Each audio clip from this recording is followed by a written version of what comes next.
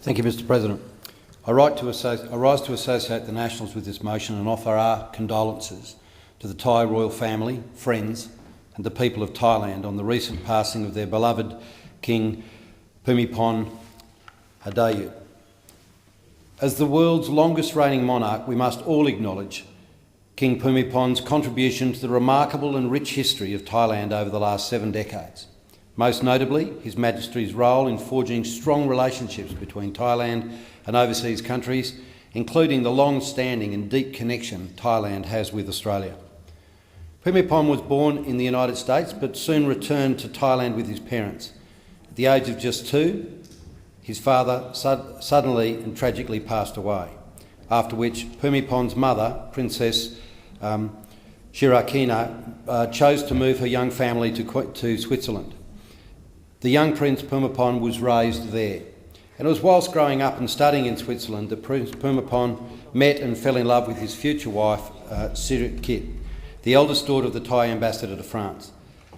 Prince Bhumibol and Sirikit married one another in 1950.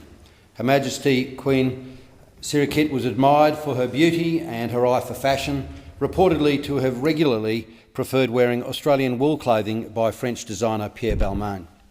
Australian wool producers ought to be proud of the esteem held for Australia's wool quality, worthy to be worn by royals. It's interesting to note that King Bhumibol was not born to be king, but he did become a king of the people after taking his place at the throne in 1950.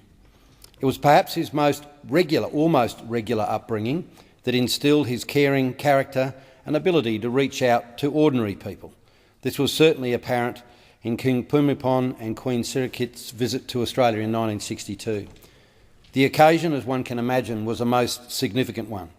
Newspapers of the time reported cars lining the roads between the airport to Government House. Australians and Thai students and visitors strived for a sighting of the King and Her Majesty. During a visit to the steelworks in Port Kembla, King Bhumibol diverted from an organised proceedings of shaking the hands of cleanly dressed workers that were organised to be greeting the King, to instead approach a gang of observing fitters and foundry hands pausing from their regular work duties. It was reported by some of the workers were a bit embarrassed by their greasy hands, but the King carried through with the handshakes without a pause. I think this approach being reflective of the King's humble, caring and genuine persona. King Bhumibol and Queen Sirikit completed their 18-day tour of Australia, where the King is said to have taken part in the Royal Salute and the inspection of the Royal Australian Air Force Guard of Honour against the booming background of a 21-gun salute. Some indicate that this Defence Force event impressed the King and may have in part bore influence on the decision by his son, Thai Crown Prince, His Royal Highness Maha Wathiralongkorn, to join the Australian Army Special Air Service Regiment in Perth. The Australian relationship with Thailand is inextricably linked, and Prime Minister Turnbull has recently said the royal visit of 1962 inspired the formation of the first Australian-Thailand associations.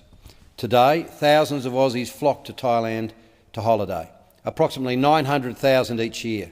More than 45,000 Thais live here in Australia and call it home. More than 21,600 Thai students were studying in Australia in 2013. We have a great friendship. It's perhaps the rich Thai history, their gentle nature and good ethos of Thai people that appeals to Australians in choosing Thailand as such a wonderful vacation destination. The Nationals relate to the humility of King Bhumibol, who was known to have in his time worn an open-neck shirt and boots, communicating with locals on their farms about tractors, dams and irrigation, soil quality, crops and fertiliser. He was a very well-read man and often impressed his wider constituency, particularly in rural areas, about his vast knowledge of agriculture.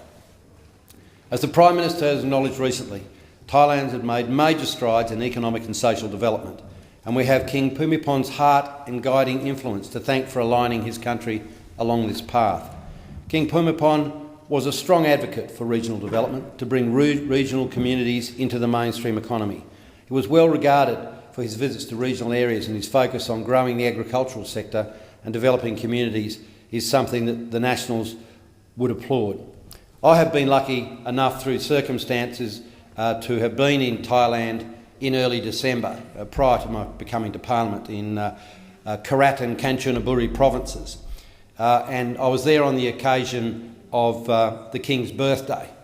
And he was quite clearly, it was a special event if you've ever been there on the King's birthday in Thailand. People wear yellow shirts, there's 2 or 3 approved symbols, and it's basically happy birthday to the King. And wherever you go, there's this wonderful sea of yellow. And it's quite clearly not only about people appreciating their monarchy, but he held a very, very special place in the heart of his people. He was a revered king and a good friend to Australia. Veil His Majesty King Bhumibol Adulyadej.